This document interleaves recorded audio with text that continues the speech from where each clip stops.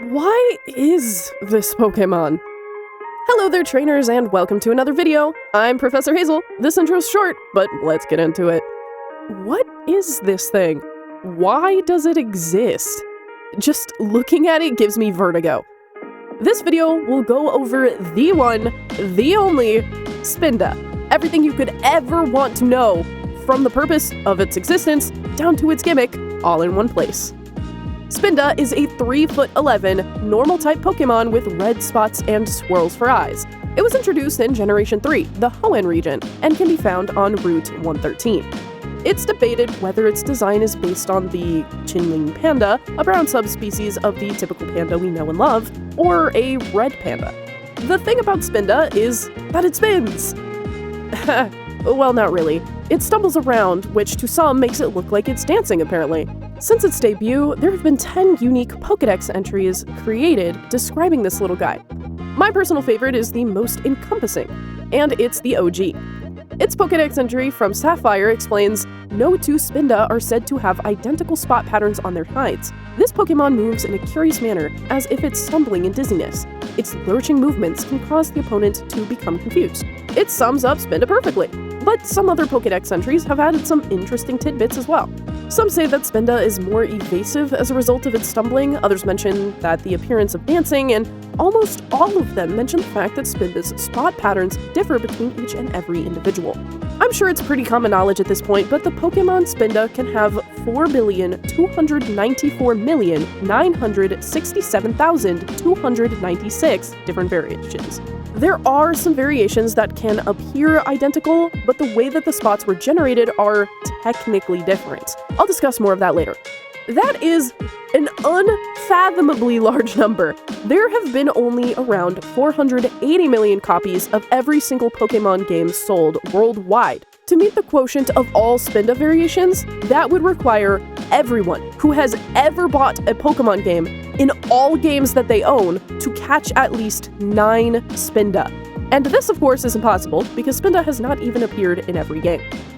Before we continue, and just for fun, I want to talk about the stats of the Pokémon games sold. The top-selling Pokémon game of all time is still Red, Green, and Blue. They beat out the competition, Sword and Shield, in second by 5 million copies. 23 years apart in the OG games have beaten out every single one of their successors.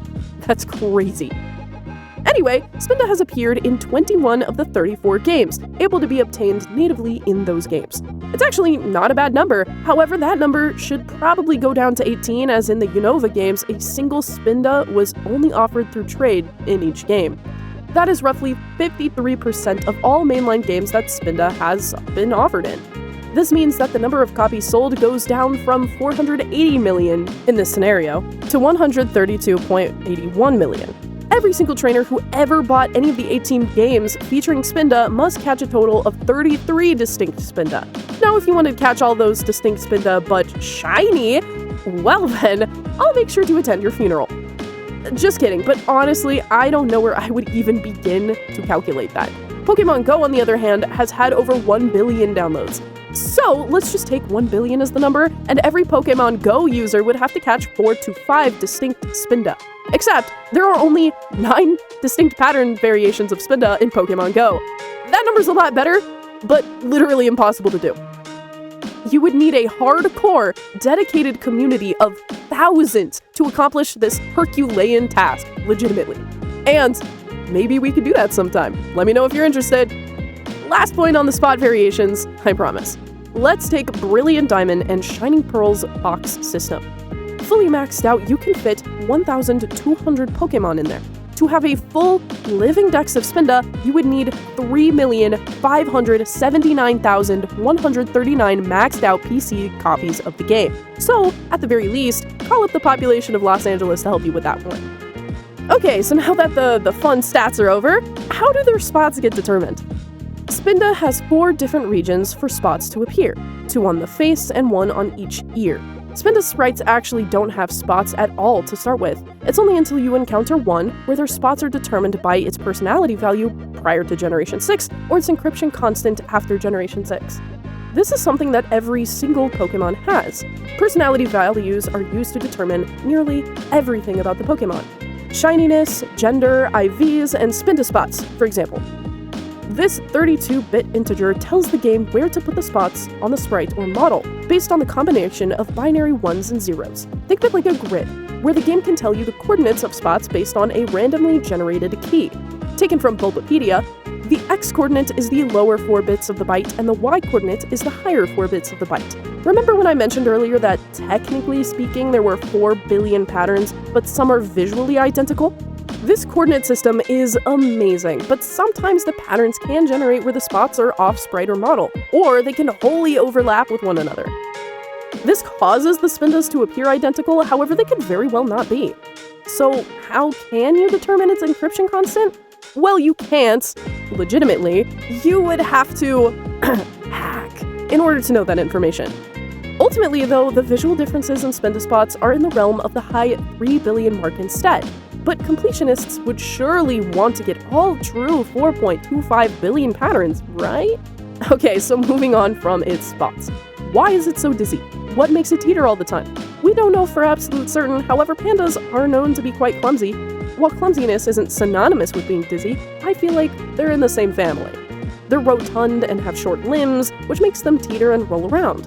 I feel like Spinda is the same way. Its Pokédex entry in Ultra Sun explains, its steps are shaky and stumbling. Walking for a long time makes it feel sick. This poor guy shouldn't be standing or walking for a long time, or else it feels sick. A similar phenomenon could be said about pandas too. Pandas are pretty lazy animals, only being slightly more active than sloths on a daily average. So really, neither pandas nor Spinda move very much. As for its purpose, I think it's pretty obviously once stated. Its purpose was to test the limits of the new feature at the time, the personality value, and also to be a fun gimmick to explore. As the game's code evolves over time, so do the Pokémon and their gimmicks. I think that's pretty cool, and Spinda is a reflection of its time. So, okay, let's hear some fun facts about these little guys. It's a pretty awful Pokémon competitively. Its stat total is 360, which is theorized to be like a 360-degree spin, but outside of that, it's not particularly good at anything, and thus isn't used competitively. Still adorable, though. And lastly, in Pokémon Diamond and Pearl, I have 2 for you. One being, in that super contests, regardless of which Spinda you pick, the encryption constant isn't very constant. It generates randomly, as opposed to being the one from the Spinda you chose. This leads to Spinda being of a random spot pattern during the super contest only. The other interesting fact is that as of 2025, they can't be traded out of those games and into Pokémon Home. They are forever stuck in the strange chibified world of Sinnoh.